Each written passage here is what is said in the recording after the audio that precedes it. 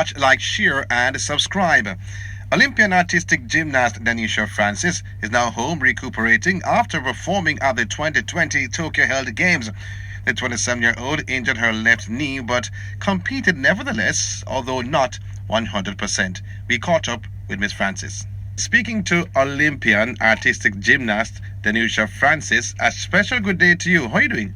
I'm doing well, and it sounds amazing to hear the word Olympian with my name there. You're home now? I am, yeah. Just got back last night.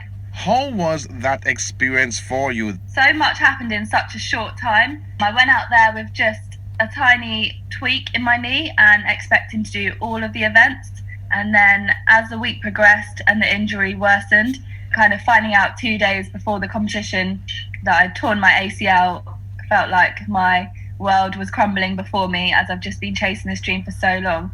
So after sort of speaking with everyone and getting all the advice from the JOA, the medical team, and it was not until the morning of the competition that we decided that they didn't want me to miss out on my opportunity to become an Olympian and my opportunity to represent Jamaica on the Olympic stage.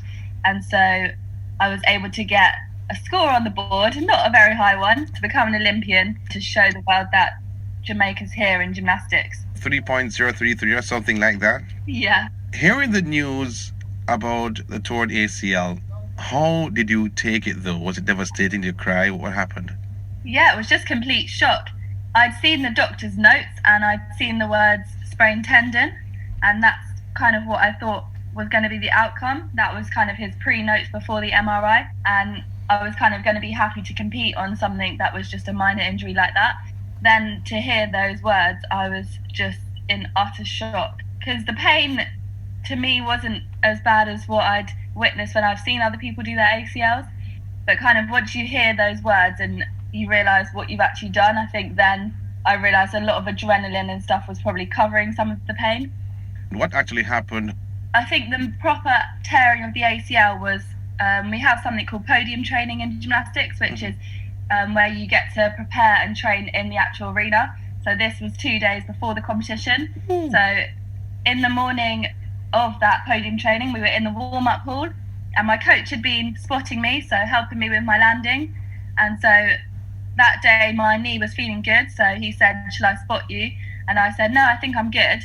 And then I did my bar routine, did the dismount. When I landed, my knee just gave way inwards, and that was for sure sort of the major tear at that point. And it just so happened that our physio from the JOA, she got it on camera, so we've been analysing it, and all of the team have been analysing it, the medical staff. So as soon as that injury occurred, you got the MRI on the same day or the following day? I got the MRI the following morning, yeah. But you weren't feeling much pain. You thought it was maybe the adrenaline covering it up. I felt a lot of pain that next day, but before that I hadn't really felt any pain, which is why I'm pretty sure that's exactly when the bad damage happened. But I think building up to that as well, like I said, adrenaline was wanting me to get through it. Your first Olympic Games, what was the environment like in Tokyo and the village? The environment was amazing. I think having to wait that extra year, everyone was super excited, and obviously there was the rules of COVID, but everyone was following them, and you could just feel that determination in the air and that team spirit.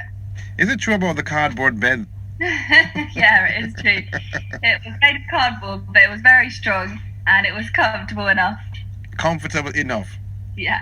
You being out, who are the other competitors, because you've been on the circuit, so you've seen your competition, or some of them. Were they sad that you were out? Yeah, a lot of the girls were just so lovely. They gave me some advice, they gave me some inspiration, and they really made it possible for me to go out there and smile. And I spoke to Simone Biles, I spoke to Ellie Black, just some of my inspirations, and to hear them say, like, look, you've got this far, you've done the hard part, which is getting here, so go out there and enjoy your moment, and you're an Olympian no matter what the score. They really helped me get through it. And the girls in my group as well, they obviously were training close with me every single day and seeing the kind of pain and the escalation of the injury up close, so they were always checking in with me, and I felt like I could be a good support system for them on the day, even though I wasn't competing. Because you were a part of the qualification system in 2016, did not go at that time. Different system used to select the person. This time around for 2020, in 2021, you were in the qualifying system and you made it on your own. And when you look back on the journey and when you were doing the uneven bars, the only event that you did all that play in your mind? Yeah, and that was why I kind of thought I deserved this moment, because there was talks of just withdrawing me, but then I wouldn't get to say that I am an Olympian at this point. So I think it was really nice of the JOA to allow me to have my moment and to be able to represent. It's more than just that moment, and it's more than just that one day or many days you're competing. It's the build-up of the last 5 years in this case, but also my whole life since I was 6 years old. That was the first time I saw the Olympics and knew what it was, and I've been wanting to go ever since.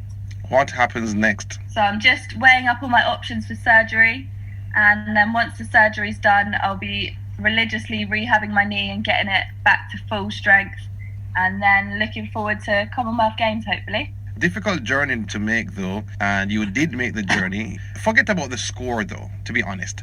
Forget about the score, because all Jamaica was extremely proud. All Jamaicans were extremely disappointed that happened, but you had your head up. Yeah, which has been amazing. I really didn't expect such positive response, and it's just been overwhelming. I've just seen so many comments, and some people are messaging me saying that they tore their ACL and they've been inspired, because it's obviously such a big injury. When any big injury happens, it's easy to get really down, really low, and kind of think of all the negatives. So I think for people that have gone through a similar thing, for them to see me up there smiling and scoring my 3 points was inspirational for them. But to have touched so many people, it really makes me think it was the right decision to go up there and do those few skills, and just show people that you can make the best of not the greatest situation. Just figuring out who's the best surgeon to do it, and just the logistics of it. You got some information from others regarding the surgery and the surgeon? Yeah, just doing some research, talking to other people that have had successful ACL surgeries. Mm-hmm. Obviously, it's better to go with someone that's sport specific.